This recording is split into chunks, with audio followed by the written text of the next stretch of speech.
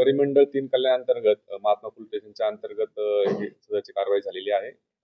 August महिन्यामध्ये ट्रॅफिकचे आमचे जे कर्मचारी, अधिकारी कर्मचारी जे आहेत आणि पोलीस स्टेशनचे कर्मचारी हे नाकाबंदी करत असताना त्यांना अशी एक गुप्त माहिती मिळाली होती की त्या ठिकाणी काही लोक जे आहेत त्या ठिकाणी गांजा सप्लाय करण्याकरता कल्याण स्टेशन परिसरामध्ये येणार आहेत.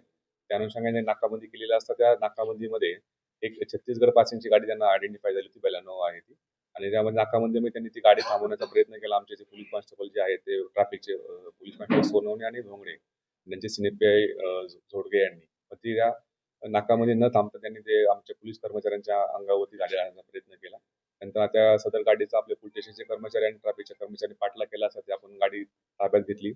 नंतर गाडीच्या मध्ये आपण जे असणारे जे 5 इसम असेल त्या 5 इसम पण आपल्या त्या ठिकाणी मिळाले. आणि सदर गाडीची झडती घेतली असता सदरच्या गाडीमध्ये आपल्याला त्याच्यामध्ये 35 किलोपेक्षाही जास्त गांजा मिळाला.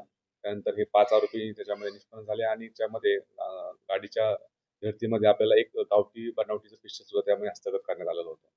नंतर या जे ताब्यात घेतले इसम यांची तपास करून किंवा त्यांच्याविषयी माहिती घेतली असता हे सगळे नागपूर इथले रहिवासी असल्याचे समजलं आणि ते गांजा सप्लाय करण्याकरता कल्याणमध्ये आलेले होते.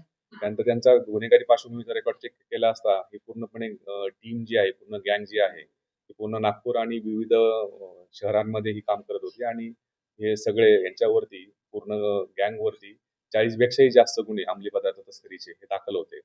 त्या तपास करण्यामध्ये आपण आतापर्यंत टोटल 14 आरोपी याच्यामध्ये गुन्ह्यामध्ये निष्पन्न केलेले आहेत.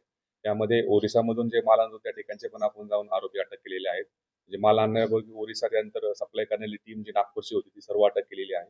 या ठिकाणी काही स्थानिक लेवलला सुद्धा माल सप्लाय होत होता. त्यामध्ये मुंब्रा असेल, भिवंडी असेल, कल्याण असेल, इतरही भागामधले जे आरोपी आहेत त्याच्यामध्ये आम्ही निष्पन्न करून त्यांना सुद्धा अटक केलेली आहे.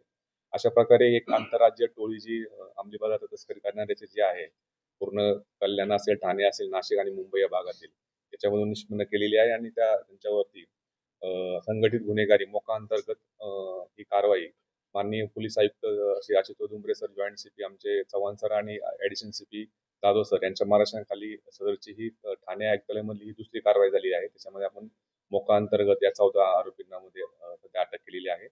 सदरचा गुन्ह्याचा तपास जे आहे आमचे कल्याणचे एसीपी कल्याणची गेटे करत आहेत. आता सदरचे आरोपी आता सध्यापर्यंत त्यांना 23 तारखेपर्यंत पोलीस रिमांड दिलेली आहे.